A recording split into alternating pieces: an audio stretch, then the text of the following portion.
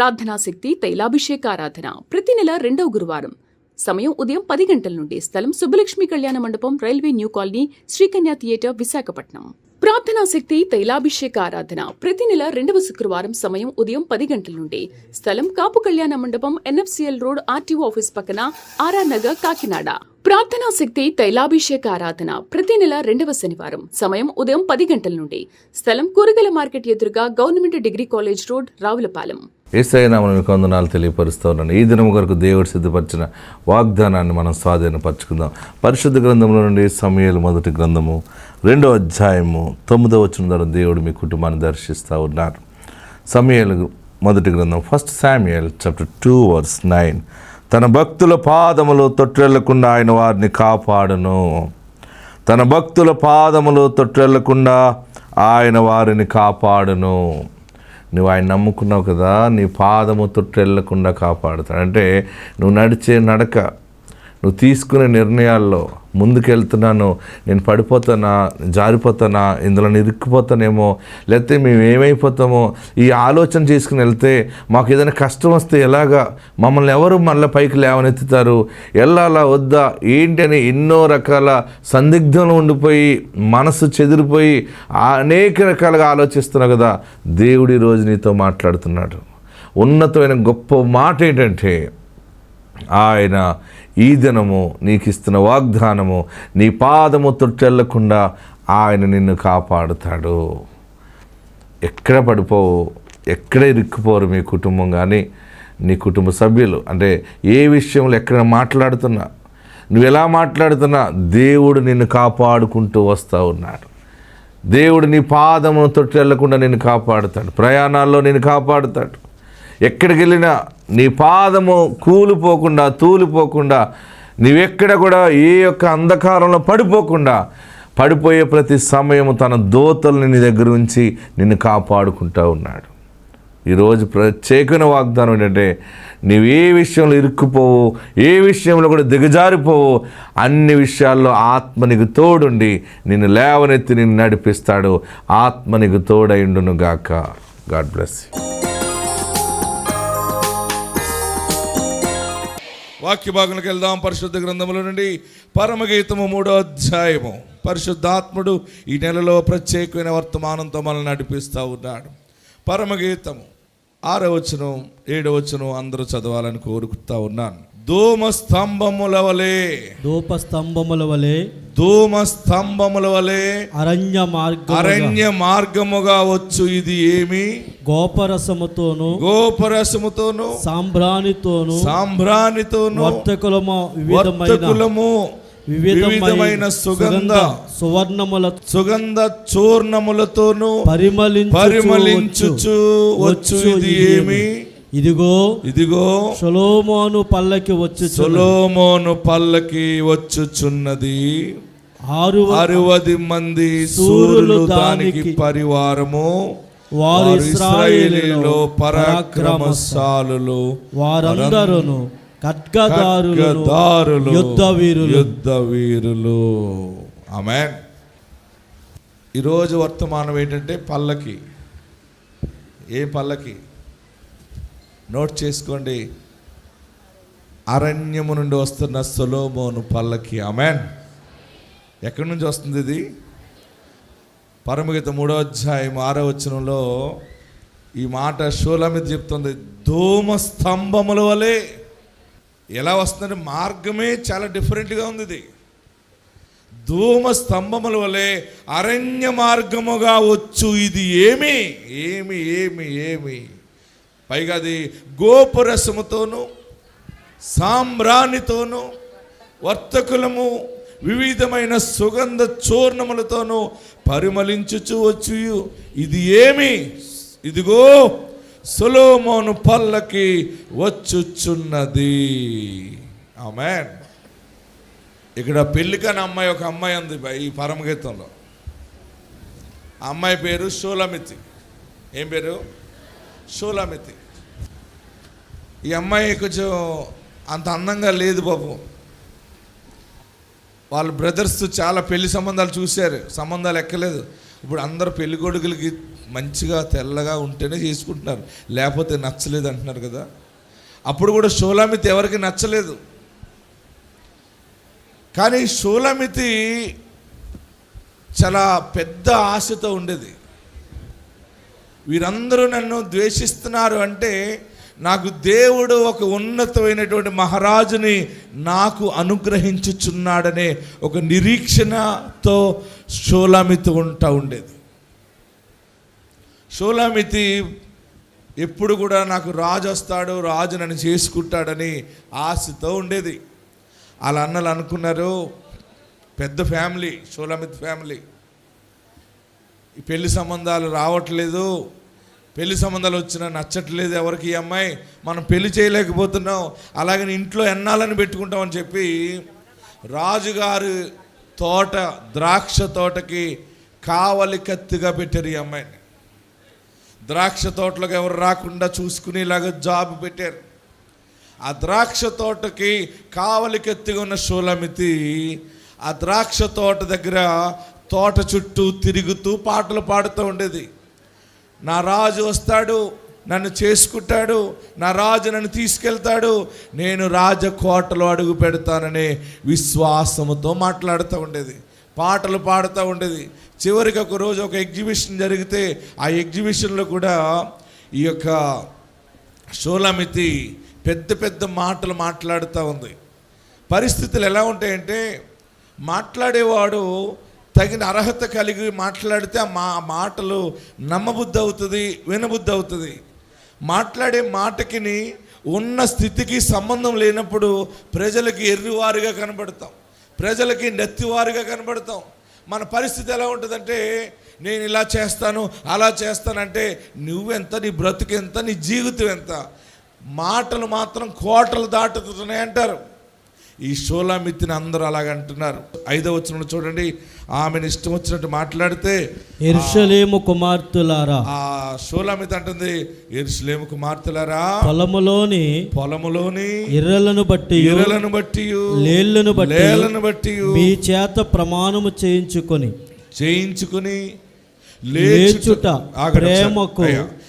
లేచుటకు ప్రేమకు ఇష్టమగు వరకు మీరు లేపకయు కలతపరచకయు ఉండుడని నేను మిమ్మను బతిమాలు కొనుచున్నాను.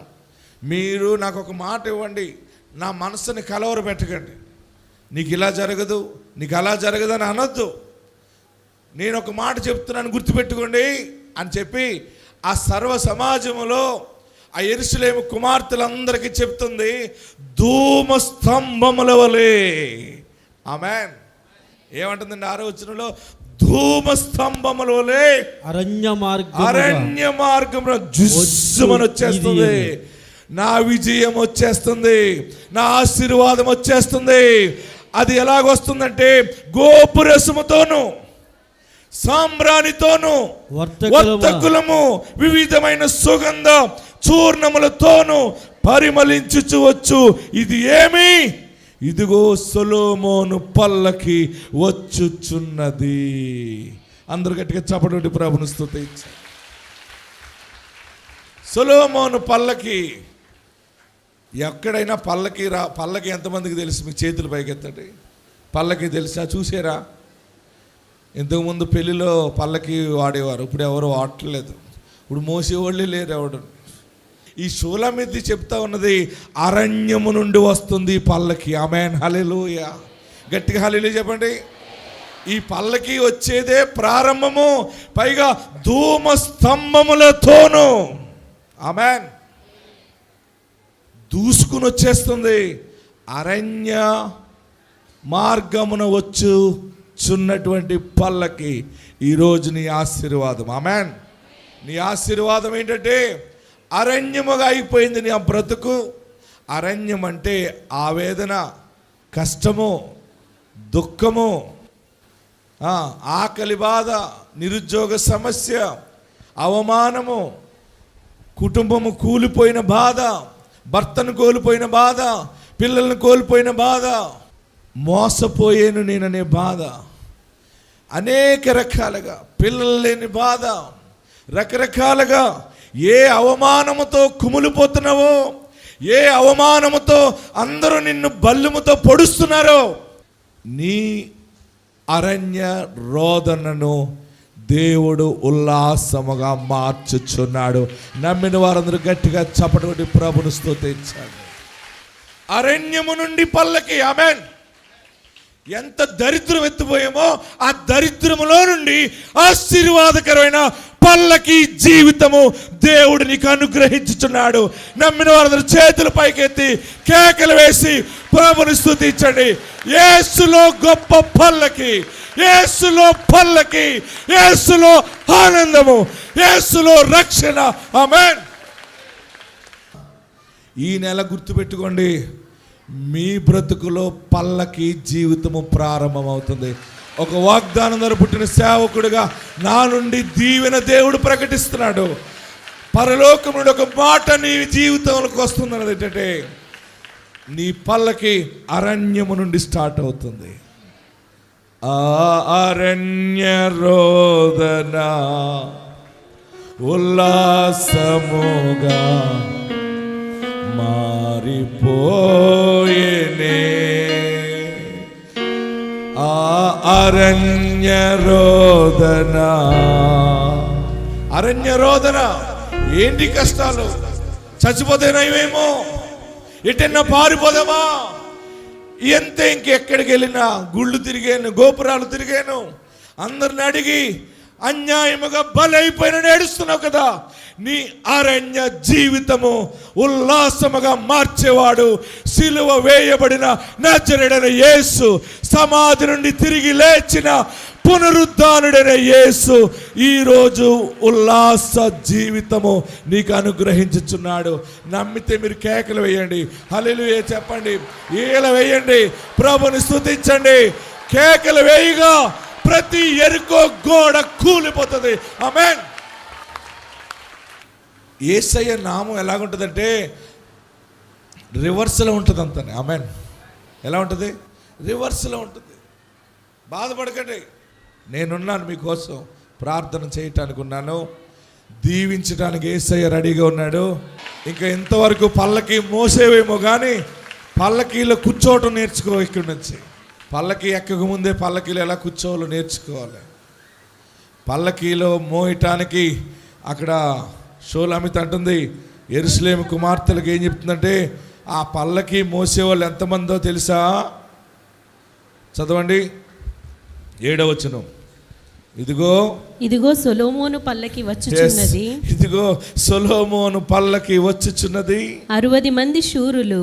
60 మంది శూరులు. దానికి పరివారము. వారు ఇశ్రాయేలీలలో పరాక్రమశాలులు. వారందరూను ఇశ్రాయేలీలలో వారు పరాక్రమశాలులు.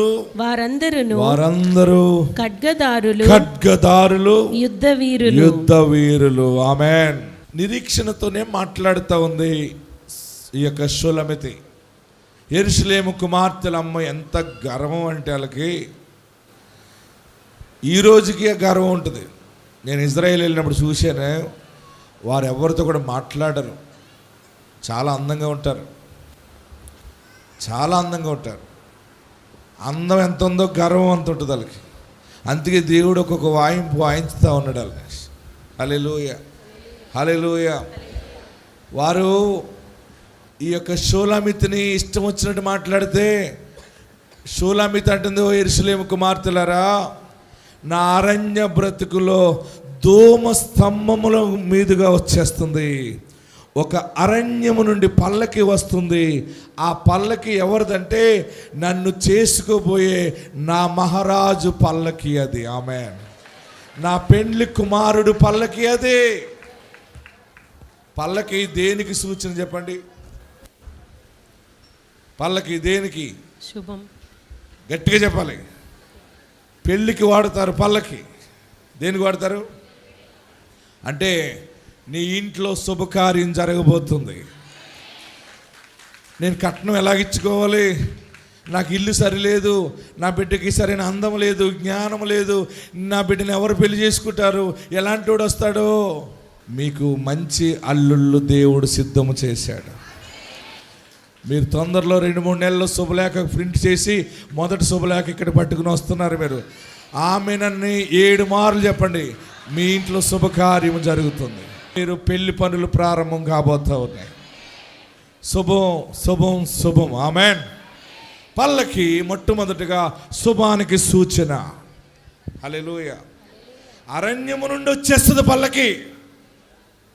రెండవది పల్లకి విజయానికి సూచన. ఆమెన్. ఒక రాజ్యము ఇంకో రాజ్యం మీద యుద్ధము చేసినప్పుడు అవతల రాజ్యము ఓడిపోయినప్పుడు యువతల రాజ్యము వెంటనే రాజుగారిని పల్లకి ఎక్కించుకుని మొదటగా ఆ రాజ్యములు అడుగు పెడుతుంది పల్లకితోటి. పల్లకి ఘన విజయానికి సూచన. ఆమెన్.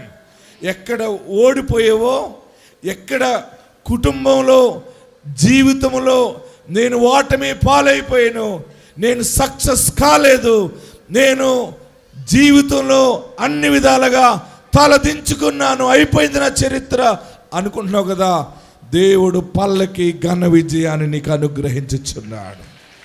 నమ్మితే ఆమేనని చెప్పండి. 7 మార్లు చెప్పండి. 1 2 3 4 5 6 7. ఆమేన్. పల్లకి విజయానికి సూచన, పల్లకి శుభానికి సూచన. శుభం అంటే పెళ్ళి, శుభం అంటే ఇల్లు కట్టుకుంటావు,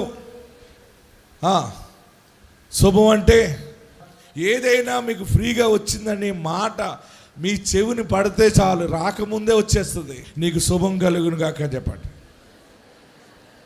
అలా మీదడిపోకండి, పొడిసేయకండి. శుభం కలుగు గాక, నీకు శుభం కలుగు గాక. పిల్లలు లేని వారికి గర్భం రావటం శుభం చెప్పాలి. యేసునామములో నీకు శుభం కలుగుగాక. ఈ పక్క వారికి చెప్పండి, ఆ పక్క వారికి చెప్పండి. అందరు 2 చేతులు పైకెత్తి శుభం కలగజేయవాడా నీకు వందనాలని చెప్పండి. ఆమేన్. సొలొమోను పల్లకి అనుభవాన్ని మీరు చూడబోతున్నారు. మీరు, మీ అల్లుళ్ళు, మీ మనవళ్ళు, మీ కుమారులు, మీ కోడళ్ళు అందరూ తైలాభిషేకంలో రాబోతున్నారు.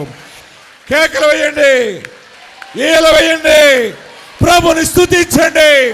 మరలా వ్యాపారాలు తిరిగి నిలబడతాయి, కొత్త వ్యాపారాలు ప్రారంభిస్తావు, పాడైపోయిందని నిలబడతాయి, చెరువులు బాగుపడతాయి, పాడి పంటలు దీవించబడతాయి, సమస్తములో గొప్ప వెలుగు కలుగుతుంది.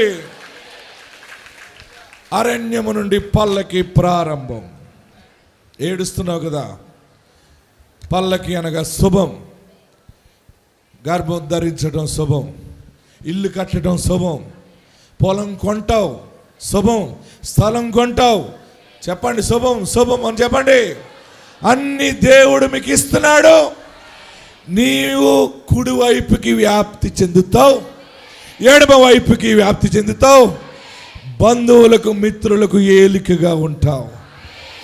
ఏడ్చిన నాళ్ళు ఏడ్చేవు చాలు. ఆ ఏడుపు గోల కంప్లీట్ అయిపోయింది. ఇక్కడ నుంచి నేను మీకు మాట ఇస్తున్నాను, మీరు పరిశుద్ధంగా ఉండండి, మీ గుండె నిండా యేసుని చేర్చుకుని ఉంచుకోండి. మీరు పల్లకీలో కూర్చున్న ఆనందం అనుభవిస్తారు. మన ప్రార్థనా శక్తికి ఎన్నో లక్షల మంది వస్తున్నారు. ఈ నెల అందరికీ గొప్ప ఆశీర్వాదం ఏంటంటే పల్లకి అనుభవాన్ని చూస్తారు. నీ జీవితంలో ఏడుస్తున్నావు కదా, యేసయ్య నిన్ను భుజం మీద ఎక్కించుకుని ఐశ్వర్యం మీదుగా నిన్ను తీసుకెళ్తాడు, ఆరోగ్యం మీదుగా నిన్ను తీసుకెళ్తాడు, సమాధానం మీదుగా నిన్ను తీసుకెళ్తాడు, ఓడిపోయిన నీ జీవితాన్ని విజయ పదముగా తీసుకెళ్తాడు. ఇంకా ఆయన నిన్ను దించేవాడు కాదు, ఆయన పరమ తండ్రి. హల్లెలూయా, హల్లెలూయా. ఈ పల్లకీని మోసేవారు 60 మంది ఉన్నారని చెప్తున్నాడు. అక్కడ ఎంతమంది ఉన్నారు? అక్కడ చదవండి 7వ వచనం. ఇదిగో సొలొమోను పల్లకి వచ్చుచున్నది, 60 మంది శూరులు దానికి పరివారము. ఆమేన్. అంటే దీని అర్థం ఏంటంటే నీ వ్యాపారము, నీ ఉద్యోగము, నీ బిడ్డ పెళ్లి విషయంలో, ఇల్లు కట్టడం విషయంలో, పాడైపోయిన నీ బ్రతుకు తిరిగి బాగుపడటంలో 60 మంది బలమైన యోధులను దేవుడు సిద్ధము చేశాడు. బలమైన కొత్త బంధుత్వాన్ని దేవునికి ఇస్తున్నాడు. కొత్త స్నేహ వర్గాన్ని దేవుడు ఇవ్వబోతున్నాడు. నిన్ను, నీ కుటుంబాన్ని పైకెత్తి మాట్లాడతారు. నిన్ను అన్ని విషయాలు భుజం మీద పెట్టి మోస్తారు. దేవుడు నిన్ను ఎన్నిక చేసుకున్నాడు. చాలా ఏడుస్తున్నావు కదా, చాలా బాధ ఉంది నీలో, గుండె నిండా దుఃఖముతోనే ఉన్నావు కదా, ఎవరికి చెప్పుకోలేక ఏడుస్తున్నావా? ఎవరైనా ఇష్టమైన మనిషి కనబడితే గట్టిగా పట్టుకుని ఏడుచేద్దామని ఆలోచిస్తున్నా, నమ్మకమైన స్నేహితుడు కానీ స్నేహితురాలు కానీ లేదని ఏడుస్తున్నావు కదా. నీ నిజమైన కష్టాన్ని యేసయ్య చూశాడు. నీ నిజమైన దుఃఖాన్ని యేసయ్య చూశాడు. ఆయన నిన్ను భుజం మీద ఎక్కించుకుని ముద్దాడుతాడు. కౌగిటలో ఎత్తుకుని ముద్దాడుతాడు. మహారాజు పల్లకి నీకు అనుగ్రహిస్తున్నాడు. ఆ పల్లకి నీ అరణ్య రోదన. ఏ రోదన? ఆకలి బాధ, అన్యాయము, లేమి, కష్టము. ఏదో బ్రతకాలి కదా అని బ్రతుకుతున్నావు కదా. ఎందుకు బ్రతుకుతున్నావు అంటే సమయం ఆసన్నమైంది, పల్లకి ఎక్కుతావు. దేవుడు నిన్ను పల్లకి మీద నిలబెట్టి సాక్షి స్తంభముగా నిన్ను వాడుకోబోతావు. కొత్త పల్లకి బయటికి వస్తూ ఉంది.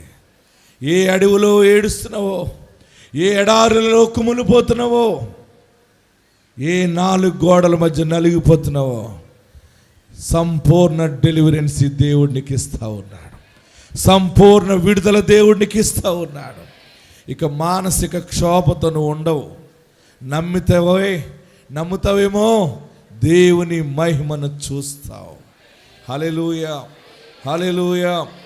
ఎలాగొస్తుందంటే ధూమస్తంభము వలె. హల్లెలూయా, హల్లెలూయా.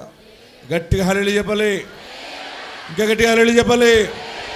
శూన్యములోంచి బయలుదేరుతుంది పల్లకి. అది అన్ని డ్రై అయిపోయినప్పుడు, అందరూ దూరం అయిపోయినప్పుడు ఒక శుభవార్తతోటి ప్రారంభమవుతుంది నీ పని, నీ వ్యాపారము, నీ కార్యములు.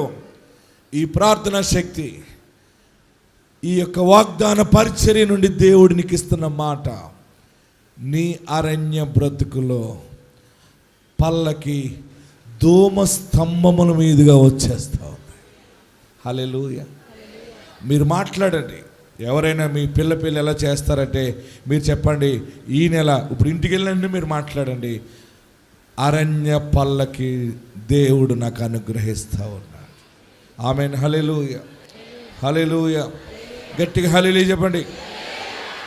నువ్వు ఏ అరణ్యములో ప్రయాణం చేస్తున్నావో, ఏ కీడు, ఏ చేతబడి, ఏ దైవపు శక్తులు ఉన్నాయో, అందుకే నేను కన్సీవ్ అవ్వలేకపోయినేమో, అందుకే నేను ఇల్లు కట్టలేకపోయినేమో, ఏ పాపము నా మీద ఏలుబడి చేస్తుందని ఏడుస్తున్నావు కదా. ఇక మీదట మరొక కొత్త జీవితాన్ని నువ్వు చూడబోతా ఉన్నావు. మరొక కొత్త దినాలను చూడబోతా ఉన్నావు. నమ్మిన వారు చప్పుడు కొట్టి ప్రభువును స్తుతించాలి. ఎక్కడ కుమిలిపోయావో, ఎక్కడ ఓడిపోయావో, ఎక్కడ దిగజారిపోయి చనిపోవాలంటూ కూడా బ్రతుకుతున్నావో, దేవుడు ఒక కారణం చేత నిన్ను బ్రతికిస్తున్నాడు. ఆ కారణం ఏంటంటే నీ స్వజనుల మధ్య ఆయన నిన్ను పల్లకి మీద కూర్చోబెట్టబోతున్నాడు.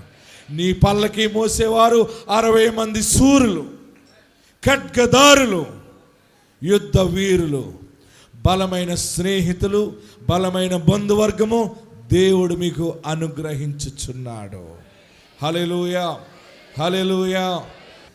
మీ అరణ్య బాధ పల్లకీగా మారిపోయిందంతే.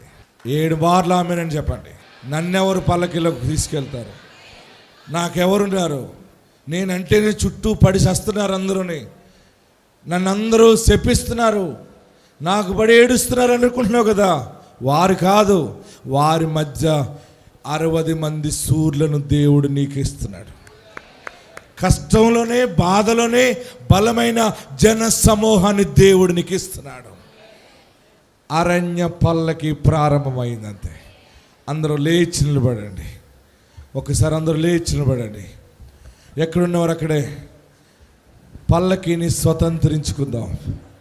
ఎక్కడున్నారు అక్కడే లేచి నిలబడి 2 చేతులు ఆకాశం వైపు చాపి, నా అరణ్య రోదన చూసేవా బాబు, నా మానసిక బాధ చూసేవా, నీ దైవజనుడి ద్వారా నాతో మాట్లాడావు, అరణ్యము నుండి పల్లకి వస్తుందన్నావు, ఆవేదన కేకల మధ్య ప్రయాణమా, నా ఎలా నమ్మాలని అనుకుంటున్నావా? ఎక్కడ అప్పులు పాలైపోయావో అక్కడ అనేక మందికి నువ్వు అప్పిస్తావు. ఎక్కడ దిగులుతో కుమిలిపోయావో దేవుడు అక్కడే నిన్ను లేవనెత్తుతున్నాడు. అందుకే వెళ్ళిపోవాలన్నా వెళ్ళకుండా నిలబెట్టాడు. నువ్వేంటో, నీ దేవుడేంటో అది అందరికీ, ప్రజలకి చాటి చెప్పబోతా ఉన్నావు. 2 చేతులు పైకెత్తి, నీ ఎదుట చేసిన పాపాన్ని క్షమించయ్యా, నన్ను పరిశుద్ధపరచు బాబు, నన్ను పవిత్రపరచు, ఇక నేను పాపము చేయను బాబు. అందరూ ప్రార్థన చేయండి. దేవుడు నిన్ను జ్ఞాపకం చేసుకున్నాడు. ఇక నువ్వు పల్లకి ఎక్కిన ఆనందాన్ని అనుభవిస్తావు. ఏడవకు, చనిపోవాలని అనుకోకు. ఈ దినమే ప్రారంభమవుతా ఉంది. నీవు విశ్వసిస్తే ఈ క్షణమే శుభ గడియ ప్రారంభమవుతుంది.